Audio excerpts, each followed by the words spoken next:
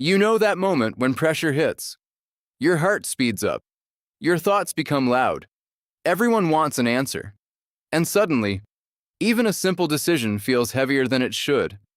In those moments, most people don't make bad decisions because they are not smart. They make bad decisions because pressure changes the brain. When stress rises, the mind starts narrowing. It focuses on threat, speed, fear, and survival. And the part of you that normally thinks clearly begins to lose control to the part of you that wants relief immediately. That is why pressure makes people rush, freeze, overthink, people please, or choose the option that simply makes the anxiety stop. But psychology gives us ways to think better under pressure. The first trick is to name the state before you make the decision. Most people try to decide while emotionally flooded, but the brain makes better choices when it knows what it is feeling. Psychologists call this affect labeling. It means putting your emotional state into words. Instead of saying, "I don't know what to do," say, "I feel rushed. I feel afraid of disappointing someone. I feel embarrassed. I feel pressured to answer quickly." This sounds simple, but it changes the brain. When you name an emotion clearly, the emotional intensity often begins to reduce. The feeling becomes something you can observe instead of something controlling you. Because unnamed pressure feels like danger. Named pressure becomes information. So before a serious decision, pause and ask, what emotion is trying to make this decision for me? If the answer is fear, shame, anger, urgency, or guilt, don't let that emotion hold the steering wheel. The second trick is to separate urgency from importance. Pressure tricks the brain into believing that anything urgent must also be important. But that is not always true. A loud person is not always right. A fast deadline is not always wise. A strong emotional reaction is not always a signal to act immediately. Under stress, the brain experiences something called attentional narrowing. It starts focusing only on the most immediate threat and ignores the bigger picture. This is why people make short-term decisions that create long-term problems. They send the angry message. They agree too quickly. They quit too suddenly. They say yes just to escape discomfort. So use this question. Is this truly important, or does it only feel urgent? Important decisions usually affect your values, future, relationships, safety, money, health, or identity. Urgent decisions often only demand speed, and once you separate the two, you regain power. Because not everything that screams deserves your immediate obedience. The third trick is to use the body before the mind. Most people try to think their way out of pressure while their body is still in panic mode. But if the body believes there is danger, the mind will struggle to think clearly. This is why nervous system regulation matters. When pressure rises, use a physical reset before deciding. Slow your breathing. Relax your jaw. Drop your shoulders. Unclench your hands. Take one slow breath longer than your inhale. This tells the nervous system, we are not in immediate danger.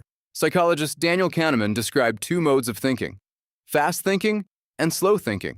Fast thinking is automatic, emotional, quick, and reactive. Slow thinking is deliberate, careful, and logical. Pressure pushes people into fast thinking, but calming the body creates space for slow thinking to return.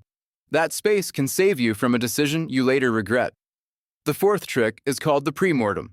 Psychologist Gary Klein popularized this method. Instead of asking, what could go right, you imagine that your decision has already failed. Then you ask, why did it fail? This forces the brain to see risks before they become real. For example, if you are about to say yes to something under pressure, imagine it is 1 month later and you regret saying yes. Why? Maybe you ignored your limits. Maybe you trusted someone too quickly. Maybe you didn't ask enough questions. Maybe you agreed because you felt guilty. The pre-mortem is powerful because pressure makes people overly focused on escaping the current moment. But this trick pulls your mind into the future. It helps you notice the hidden cost of a choice before you pay for it. And sometimes, one honest question reveals everything. What problem am I creating by trying to avoid this problem? The fifth trick is to use your values as a filter. Under pressure, people often ask the wrong question. They ask, what will make them happy? What will make this stop? What will make me look good? What will avoid conflict?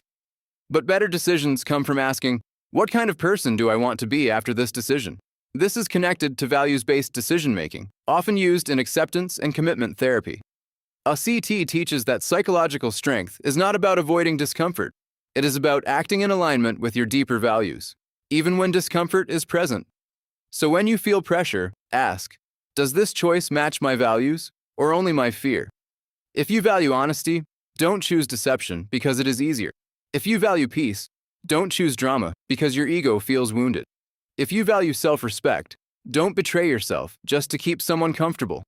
A decision that protects your image but violates your values will not feel peaceful for long. The sixth trick is to choose the next wise step, not the perfect final answer. Pressure makes people believe they must solve everything immediately, but many decisions do not require a complete life answer. They require one grounded next step. This is important because perfectionism often freezes decision-making. The person thinks, what if I choose wrong? What if this ruins everything? What if I regret it? So they either panic decide or avoid deciding completely. But psychologist Herbert Simon introduced the idea of satisficing. It means choosing an option that is good enough for the situation, instead of endlessly searching for the perfect option. Under pressure, good enough and aligned is often better than perfect and delayed forever. So ask, what is the next responsible step? Not the final answer, not the perfect answer, just the next wise move. Maybe it is asking for more time. Maybe it is saying, I need to think. Maybe it is gathering one missing piece of information. Maybe it is choosing the option you can reverse if needed. This reduces pressure because the brain stops treating the moment like a final judgment of your entire life. And that changes everything.